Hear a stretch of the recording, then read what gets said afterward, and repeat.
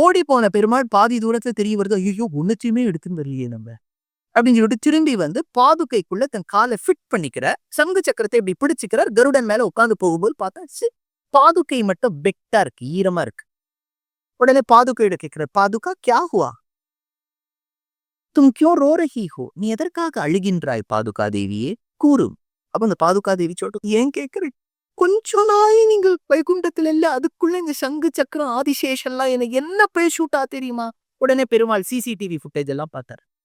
பார்த்தா அது கன்ஃபார்ம் ஆறுது, ஊர்ஜிதம் ஆறுது. இதெல்லாம் இப்படிலாம் பேசியிருக்கணும். டோன்ட் வரி பாதுகா, நான் ஒரு நாள் ராமனாக பிறக்கச் செய்தே இதுக்கு பிராயஷ்சித்தம் பண்றேன்னார். ராமனாக நாராயணன் பிறக்கும் போது தங்கமாக சக்கரமாக இருந்தவர்கள் தான் பரதன் சத்ருக்னனாக பிறந்து ஆதிசேஷன் லக்ஷ்மணனாக பிறந்தார். செய்த அபச்சாரத்துக்காகத்தான் பாதுகா தேவிய ஆதிசேஷாம்சமாக இருக்கக்கூடிய லக்ஷ்மணன் தலையில் தாங்க, சக்கராம்சமாக இருக்கக்கூடிய சத்ருகணன் சாமரம் வீச சங்காழ்வானாக இருந்த பரதன் தலையில் சுமந்தான். அன்று செய்த அபச்சாரம் இன்று சித்தித்தது, இதற்கு பிராயஷ்சித்தம்னு தேசிகன் ஒரு ஸ்லோகத்துல எடுக்கிறார். இன்னொரு பியூட்டி பாருங்க, அந்த பாதுகாதேவிங்கிறதுக்கு அவ்வளவு பிரபாவம். இப்படி நிறைய ஸ்லோகங்கள்ல தேசியம் சொல்ற. இப்போ ஒரு சோசியல் மெசேஜ் இருக்கு. நான் உங்களை அடிக்கடி கேட்டேன், பெத்தப்பா தசரதர் பரதனை தப்பா புரிஞ்சுக்கிறார், ஈண்டெடுத்த தாயார் கைகேயி தப்பா புரிஞ்சுக்கிறார், கூட பிறந்த லக்ஷ்மணன் தப்பா புரிஞ்சுக்கிறார், சாஸ்திரம் கத்து கொடுத்த வசிஷ்டர் தப்பா புரிஞ்சுக்கிறார், எங்கிருந்தோ வந்த குஹன் தப்பா புரிஞ்சுக்கிறான். இத்தனை பேர் ஒரே பரதன் நல்லவனை தப்பா புரிஞ்சுட்டானா என்ன காரணம் இருக்கும்? நம்ம சொல்லிடுவோம், சார் அவர் கர்மா, அவர் ஜாதகம், பூர்வ புண்ணியாதிபதி, அவர் ஜாதகமே அப்படிதான் சார், எல்லாருமே தப்பா புரிஞ்சு. அது இல்லை, சோசியல் மெசேஜ். நல்ல குணத்தோடு ஒருவர் சமுதாயத்தில் இருக்கும்போது அவரை நாம் போற்ற வேண்டும். ஆனா நம் போற்றுதல் ஒரு லெவலுக்கு மேல போகக்கூடாது. அப்ப என்ன ஆயிடும்? அதுக்கு ஹீரோ வர்ஷிப்னு பேர். அப்போ அதே தன்மையோடு அதே ஆற்றலோடு இருக்கக்கூடிய இன்னொருவரின் பெருமை நமக்கு தெரியாம போயிடும். ராமர் உயர்ந்தவன், சாக்ஷாத் பகவான், டவுட்டே இல்ல. அவர் குண நிதி, அதுல டவுட்டே இல்ல. 16 குணங்கள்னு வால்மீகி எடுக்கிறார், பெரியாள். ஆனா ராமன் மீது இருந்த காதல், அவா, அன்பு, பக்தி எந்த அளவுக்கு இருந்ததுன்னா, நோபடி குட் ரெஸ்பெக்ட் பரதா. இந்த நீங்க எல்லாம் ஜியோகிராஃபி எல்லாருமே ஸ்கூல்ல படிச்சுப்போம். நமக்கு பாரத தேசத்துல கோஸ்ட் லைன்ல 2 காட் செக்ஷன் வரும். ஒன்னுத்துக்கு பேரு வெஸ்டர்ன் காட்ஸ் பேரு. குஜராத்ல கொஞ்சம் ஆரம்பிச்சு மகாராஷ்டிரம், கோவா, கர்நாடகா, கேரளா, இதுக்கு வெஸ்டர்ன் காட்ஸ் பேரு. இன்னொன்னு மகாநதி கரையில கொஞ்சம் ஆரம்பிச்சு ஒடிஷா, ஆந்திர, தமிழகத்துல ஓடும், இதுக்கு ஈஸ்டர்ன் காட்ஸ். ரெண்டுத்துக்கும் வித்தியாசம் உண்டு. ஈஸ்டர்ன் காட்ஸ் வந்து ரொம்ப டிஸ்கண்டினியூஸா இருக்கும், அங்கங்க ஒரு குன்று இருக்கும். ஆனா வெஸ்டர்ன் காட்ஸ் அப்படி இல்லை, டால் கண்டினியூஸ் ரேஞ்ச். இப்ப ஜியோகிராஃபில ஒரு விஷயம் சார், உங்க உபன்யாசத்துக்கு வந்தா நீங்க வந்து உபன்யாசமே சொல்றதுல உட்காந்து ஜியோகிராஃபி ஹிஸ்டரின்னு போட்டுட்டு நான் சொல்றேன், நம்ம படிச்சதை இம்ப்ளிமெண்ட் பண்ணாதான் பிரயோஜனமே ஒழிய இது வேற அது வேற வேஸ்ட். பாம்பேல மழை கொட்டு, ஞாபகம் வச்சுக்கோ. மலைக்கு ஒரு பக்கம் வெஸ்டர்ன் காட்ஸ்க்கு அந்த பக்கம் பாம்பேல 7 தீவுகளின் இணைப்பு பாம்பே. கொட்டு கொட்டும் கொட்டும் மழை. ஜூன்ல ஆரம்பிச்சதுன்னா ஜூன், ஜூலை, ஆகஸ்ட், செப்டம்பர் தினம் மழை கொட்டிட்டு இருக்கும். அந்த மழையில எல்லாரும் உத்தியோகத்துக்கு போயிட்டு போயிட்டு வருவா. கொட்டு கொட்டும் கொட்டும்.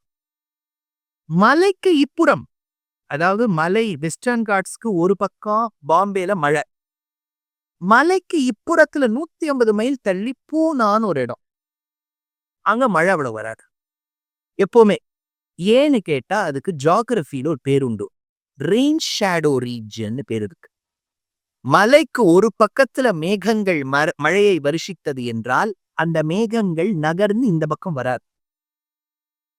ராமனை போலவே குணம் படைத்த பரதனாக இருந்தாலும் மக்களுக்கு ராமன் மீது உள்ள காதல் அவா பரதனுடைய பெருமைய மறைச்சுட்டு, அந்த ஹீரோ வர்ஷிப் வந்துடுத்துனா ஒருத்தர் மேல அன்பு இன்னொருத்தர் மேல வெறுப்பா மாறிடும். காரணனே இல்லாமல் தவறே செய்யாத, தவறே நினைக்காத பரதனை அப்பா தப்பா புரிஞ்சின்றார், அம்மா தப்பா புரிஞ்சின்றா, மந்தரா தப்பா புரிஞ்சின்றா, வசிஷ்டர் தப்பா புரிஞ்சின்றார், லக்ஷ்மணன் தப்பா புரிஞ்சின்றா, குஹன் தப்பா புரிஞ்சுண்டார், பரத்வாஜ மகரிஷி தப்பா புரிஞ்சார், கௌசல்யா தப்பா புரிஞ்சுண்டானா ஒரே காரணம் ராமன் மீது அதீத அன்பு பரதன் மேல வெறுப்பா மாறிடுச்சு. அது என்ன லெசன்னா, நம்ம ஃபேமிலியில என்ன பெற்றோர்களுக்கு எல்லா குழந்தையும் ஒண்ணுன்னு சொன்னாலும் அது மனித இயல்பு. ஒரு குழந்தை கொஞ்சம் வசதியா தோணும், இன்னொரு குழந்தை கொஞ்சம் சுமாரா இருக்க மாதிரி தோணும். அது நீங்க வெளியில சொல்ல மாட்டேன். எல்லா அப்பா அம்மாவும் இல்ல சார், எனக்கு எல்லாரும் ஒண்ணுதான். கரெக்ட், அப்படிதான் நினைக்கணும். பட் ஆனா அப்படி இருக்காது. எப்பவுமே இன்ட்ரோடியூஸ் பண்ணும்போது எனக்கு எப்படி பண்ணுவா தெரியுமோ, நான் சொன்னேனே சுவாமி, இவ தான் என்னோட 2 குழந்தைகள், இவன் ரொம்ப நல்லா படிப்பான். அப்ப இம்ப்ளிகேஷன் என்ன? இது நம்ம சொல்ல வேண்டாமே. அப்ப அந்த குழந்தைக்கு அது தப்பு. அது குழந்தை படிச்சது நல்லாவே இருக்கட்டும். அப்ப நீங்க என்ன சொல்லணும்? இவன் ரொம்ப நல்லா படிப்பான், அவன் ரொம்ப நல்லா ஸ்கில்ஸ் சுவாமி, என்ன இது கொடுத்தாலும் அவன் நல்லா பண்ணிடும். அப்ப ஈக்குவலா ஏதோ ஒரு பகவான் ஏதோ ஒரு டேலண்ட் கொடுத்திருப்பார். ஆனா நம்ம மனித இயல்பு என்னன்னா, ஒரு குணத்தை சொல்லும் போது அது இன்னொரு பக்கமா குணமா பிரவகிக்காது. இப்ப நான் ஒரு நிறுவனத்துல வேலை பார்க்கிறேன்னு வச்சுக்கோ. I have to introduce my project team to other company.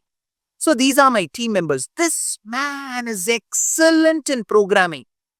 அப்ப இன்னும் 4 பேர் நின்னுட்டு இருக்காளே, அவளை நான் ஒண்ணும் சொல்லலையே. அப்ப அந்த அவளுக்கு வருத்தமா படாதா? அப்ப கேட்கிறவருக்கு இவர் மேல மட்டும் ஒரு நல்ல அபிப்பிராயம் வராதா? அதுதானே ராமன் கிட்ட. இப்ப ராமன் உயர்ந்தவன், ஆனா தள்ளெறிய பெருநீதி தகையாறு புகமண்டும் பள்ளம்னர். ராமனுடைய குணம் என்னும் நதி பிரவகித்து தக்க வைக்கக்கூடிய குலம் பரதன். பரதன் சாதாரணமல்ல, 1000 ராமரின் கீழ் அவர். அது என்ன எடுத்து ராமன் மீது காட்டிய அன்பு பரதன் மேல வெறுப்பா மாறிடுது. அந்த குணம் நம்ம குடும்பத்துல வரக்கூடாது.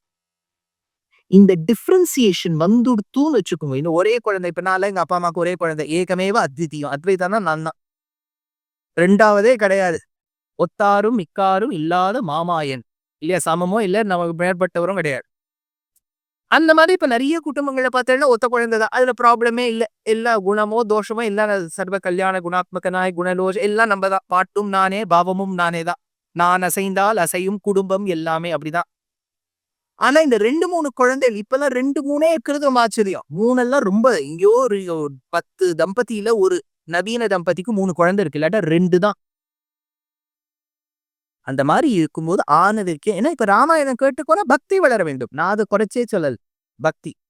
ஆனா அடியனை பொறுத்த வரைக்கும் உபன்யாசம்ங்கிறது ஒரு சோசியல் மெசேஜும் கொடுக்கணும். சும்மா நான் வந்து அப்படியே உங்களெல்லாம் அழ வச்சுட்டு ராமாயணம் கேட்டாச்சு எல்லாரும் ஆத்துப்போங்க, வெளியில வந்து தொன்னையில பிரசாதம் கொடுப்பா.